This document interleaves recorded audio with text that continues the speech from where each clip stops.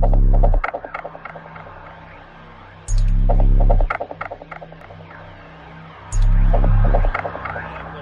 some backing.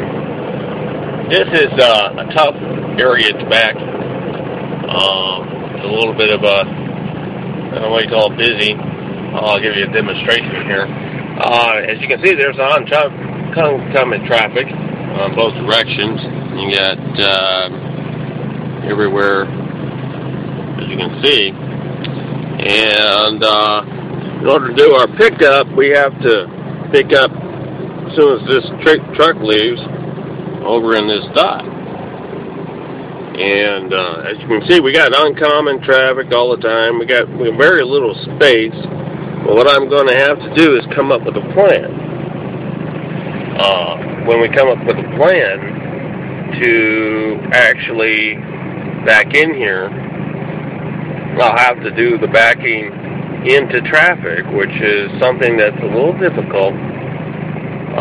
You want to be able to have a spotter at least once, but if you don't have a spotter, which most owner drivers don't have one, and so you have to get used to not spotting, you have to look for a special way of actually getting in here. The first thing we're going to have to do is we're going to have to devise, as you can see, there is a little area if we can actually, and the reason why we're facing this way is because the trucks over here are facing towards that direction. Now normally we do the backing on the driver's side so that we can always see, but sometimes you do have to do a blind backing. With the peak that I have, sometimes it's a lot easier to do a blind backing because I can see within my mirrors over here a lot easier than I can with the stacks over here. If you have stacks on a peak that when you start looking out, it's right there, and of course you can't see. So you always have to stick your head out and kind of see what you can do, and while the other side I can just look through the mirror and it's not a problem. It's a little inconvenience, but sometimes if you get into it, you'll be able to correct that little perk that you have with the truck. So now I got to come up with a plan, and I pretty much got an idea. Do you want to minimize the most maneuvers you can, because as soon as I'm going to start this, there's going to be traffic coming no matter what. But what I want to do is reduce the amount of interruption of the traffic that I can. I mean, I just look at myself and say, well, is that me sitting in traffic waiting for this darn truck to get out of the way? So you have to look around, and I think I see an easier way, as we go forward, or we're going to be going into this little alleyway, and we're going to try to straighten our truck out, and see what we can do a straight backing. We primarily like to do straight backing. We can do cut backing, alley backing, whatever. But we would like to turn it into a street backing as soon as possible. We cut, we turn, and then we try to figure out the way to straighten out. And if we can actually straighten out and come back, that makes it a lot easier, especially when you're doing a blind back, because you want the less maneuvers to get you straight so you can back up. Now what I'm going to be doing in this time is normally we get out and we drive, we stage our truck so we can do the straight back. And as soon as we do the straight back, we get back there, open our doors, and then we back in.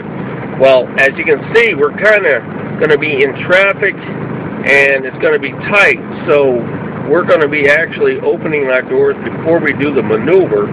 That way, we can speed this up. We're still going to do a goal, which is a tool for backing, and that is to get out and look. As soon as I get in position or whatever and I want to back up, I want to make sure that there's nothing back there to run over, or someone decides to work back there and I didn't see him. So primarily we're going to be doing what we call it gold. Get out and look.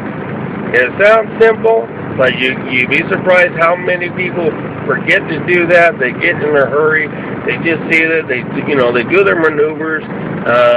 They don't think about it, and they're already in the dock. They've probably done it for years and years and years, and it takes one time to actually hit someone, and that ends your career. So, like I did with my essential list, the first thing that you want to do in your essentials list is to be safe. And if you can't be safe, you can't be a service. And if you don't communicate your intentions to the traffic and all around you of what you're going to be doing, they're going to be upset, so that's not going to be any service to them. Your image is always going to be looked at. So you have to do the right thing at the right time. And that boils down to getting your service, your communication, your safety all done so that you can get your miles in. See how that works? You can apply that to almost everything, but this is primarily what we have to do on a daily basis, and it's not always easy, but sometimes I always look at the hard ones that we get as a challenge. I don't know why every time I get the challenge, always early in the morning before I get my coffee, but at least I got an excuse for it. So we're going to get this going, and we're going to probably be backing in there. Hopefully, not hitting anything. I don't hit anything unless it's Friday. My wife told me not to hit anything on Friday, so that takes care of that. So we'll talk to you later. Basically, we had a plan, and earlier, we were deciding how to do this, and the guy came out and told us to park in a different slot. So now we had to change our plan. As you can see, we were over there planning on to straighten out, and now we're in front of the guardrail, and we're almost next to the railroad tracks over here, and we got a little snow, a little ice. So different slot, different position, different plan, and you always have to be ready for that. We got in here, and train was coming too at the same time. So this is what you have to watch out on a daily basis.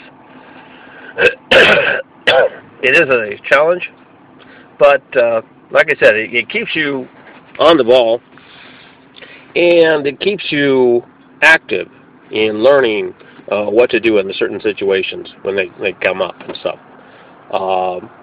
We'll be taking this over to a place called Muscatine, Iowa, and that place has got a lot of docks, well, like this one, where you have to figure out how to get in here and stuff. So it's going to be earning our paychecks, and I understand that there's some more winter coming along in Iowa.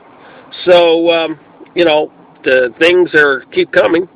And not only in winter, excuse me, but in all weather, we have to endure. So we have lots of rain, floods, wind, hail. You name it, we get it. So we have to deal with it. So basically, it's a year-round thing, and we just have to be out here, try to be safe, and always try to communicate to others and earn our paycheck. All right, I'll talk to you later.